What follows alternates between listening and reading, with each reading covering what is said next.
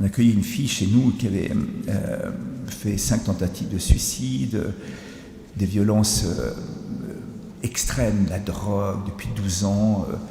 Son copain était un dealer qui s'est fait assassiner dans la rue comme ça. Enfin voilà, c'était vraiment un truc incroyable. Et quand elle est débarquée chez nous, elle était en hôpital psychiatrique juste avant. Elle avait fracassé l'infirmière qui venait lui faire une piqûre de calmant. Du coup, l'infirmière venait d'être hospitalisée pour coups et blessures. Et elle avait 15 ans, on ne savait plus que faire d'elle. Alors on l'a amenée chez nous. Et un jour, elle a pété les plombs, mais c'était horrible. Et puis elle me dit, je me casse. Je dis, écoute, de toute façon, il n'y a plus personne qui peut te supporter ici, donc... mais avant, on cause. Et puis elle me dit, j'ai pas envie de parler avec toi, tu dégages, connard. Très bien. Alors je dis, mais on cause. Donc je la poursuis, j'arrive à la chambre, elle m'envoie la porte à la figure, je bloque la porte. Puis je lui dis, écoute, j'ai dit qu'on causait. Il me dit, t'as pas le droit de rentrer ici. Je dis, écoute, c'est ni chez toi ni chez moi, c'est chez le bon Dieu, donc on est chez le bon Dieu tous les deux. Elle commence à faire sa valise. À ce moment-là, je ferme la valise, je m'assieds dessus. Je dis, je t'ai dit qu'on causait avant que tu te casses, quoi. Et là, elle vient avec moi avec le poing comme ça, vous savez. Alors j'enlève vite mes lunettes, parce que je me dis, il vaut mieux un œil au beurre noir qu'un œil crevé. Et elle s'arrête à ça de moi avec le poing, parce que j'étais très content d'ailleurs. Et elle me dit, mais pourquoi je suis comme ça, Nicolas? Ah, je dis, ça c'est une très bonne question, assieds-toi. On a passé un long moment à discuter, et puis à la fin, elle me dit, je fais quoi maintenant? Je dis, tu veux te casser, tu veux te casser? À moins que tu aies une autre idée maintenant. Tu veux que j'aille où? Je dis, ça, je suis tout à fait d'accord avec toi, à part la rue, t'as rien. Je dis, mais... Elle me dit, mais tu me gardes encore ici? Je dis, ouais, mais à une condition, c'est quand tu pètes les plombs, tu vas à la chapelle. Je dis, non, mais moi, j'y crois pas, ton histoire de Jésus, ton machin blanc, l'achat, alors j'y crois rien. Je dis, ah non, mais c'est pas ça que je t'ai dit. J'ai dit, il n'y en a qu'un seul qui te supporte ici, c'est Jésus. Et la chapelle est insonorisée. Il n'y a personne qui te supporte par ailleurs. Donc quand tu as eu de péter le plomb, tu vas chez Jésus péter les plombs. D'abord on n'entend pas, ensuite c'est lui qui te supportera. Et elle faisait ça très gentiment d'ailleurs, par obéissance. Et un jour, elle sortait de la chapelle, je la vois arriver. Et je passais les gens de la chapelle à ce moment-là, c'était vraiment providentiel. Et elle était là, elle me dit, aïe, aïe, aïe. Nicolas, je dis quoi? Elle me dit, le cœur. Je dis, saute dans la voiture, on part à l'hôpital tout de suite. Je me dis, avec toutes les substances qu'elle a prises, le cœur, il est en train de... Elle dit, non, c'est pas ça, c'est l'amour de Jésus. Ah, je dis, c'est bon. Et elle me dit, tu vois, je me suis mis 1 heure, j'ai dit à Jésus, tu as 1 heure, montre suisse en main, tu as 1 heure pour me dire si tu existes ou pas. Soit tu existes et tu fais quelque chose, soit s'il n'y a pas de réponse, je vais me suicider. Peut-être si tu existes, on se trouvera de l'autre côté. Mais moi, je ne porte plus la vie comme ça. Elle s'est mise à genoux, 1 heure montre en main. Après 1 heure, elle s'est levée, elle a dit, tu m'as rien dit, peut-être qu'on se verra de l'autre côté si tu existes. Et à ce moment-là, elle me dit, je ne sais pas ce qui s'est passé, Nicolas. J'ai senti mon cœur brûler. Je me suis effondré au pied. Elle était à ça de Jésus, à ça de l'ostensoir, au bord de l'autel, comme ça. Et je ne l'ai pas quitté des yeux. Hein. Je ne lâche pas. Je ne lâche pas les baskets. Et elle m'a dit, je me suis effondré là, je sors maintenant de la chapelle. Il m'a dit qu'il existait et qu'il m'aimait. Elle avait des médocs à en plus finir. On a fait le pèlerinage à Saint-Jacques-de-Compostelle. Elle a fait un chemin comme ça. Bref, elle a fait son bac, elle a terminé son master en Sciences Po. On va voir l'exemple de Sarah également, que François Lespèce a rencontré. Vous allez nous le commenter juste après. Regardez. J'avais une haine comme ça dans mon cœur depuis toute petite. Et puis, quand j'ai commencé l'adolescence, ça commençait un peu à éclater. Et puis, j'ai commencé à fumer des joints et toutes ces choses-là. Jusqu'à qu'un jour, je pète les plombs et puis je tente de me suicider à 13 ans. Et puis, j'ai dû aller à l'hôpital psychiatrique. J'étais la plus jeune. J'ai eu des problèmes avec la police à cause de la drogue. J'avais une tristesse qui me rongeait le cœur et puis une haine. Et puis, j'avais un vide au fond de moi. Puis, je crois dans tout ça, je cherchais le bonheur, mais je ne trouvais pas. Et j'étais quelqu'un de très, très violente. Alors, très, très violente. Je souriais jamais. J'étais très renfermée sur moi-même.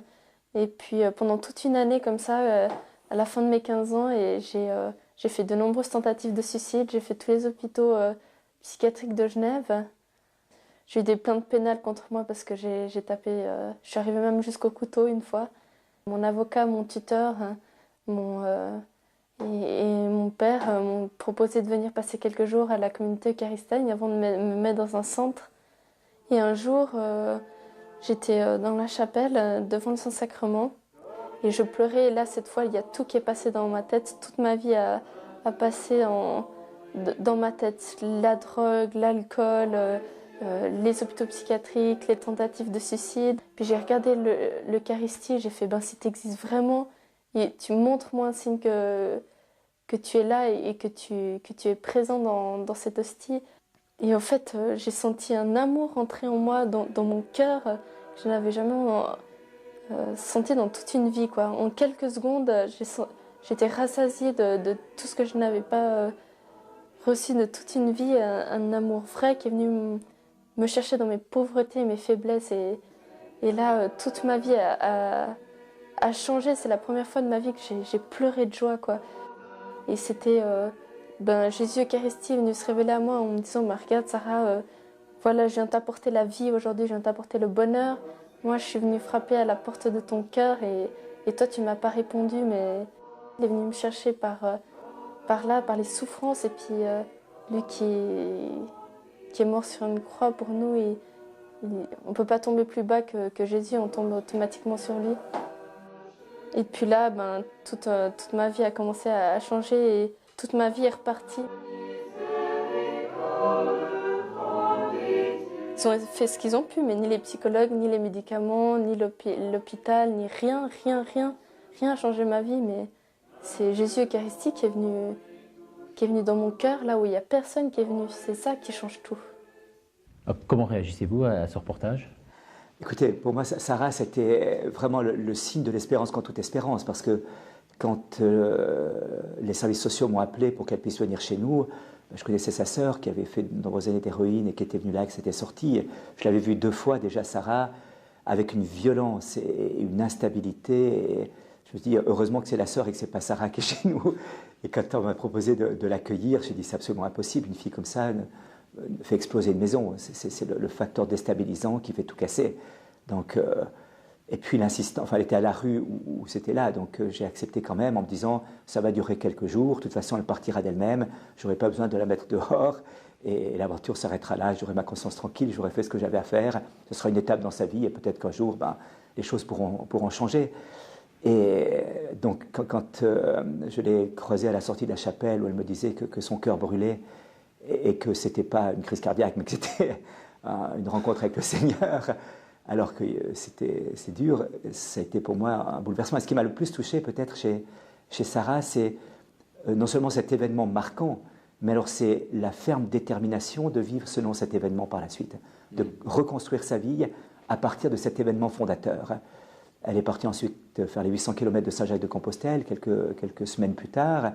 Elle a fait une chose que je n'aurais pas acceptée si elle me l'avait dit, mais elle a bien fait de ne pas m'en parler, c'est de laisser tous ses médicaments. Elle était surmédicamentée au pied de la Vierge Marie à Lourdes, et en se disant pendant la marche, je me défoulerai assez pour éliminer les tensions, ce qui a marché, c'est aussi, médicalement parlant, peut-être une imprudence, mais un miracle, comme ça. Et puis alors, l'absence de violence par la suite, la structuration, et elle termine maintenant sa formation de secrétaire.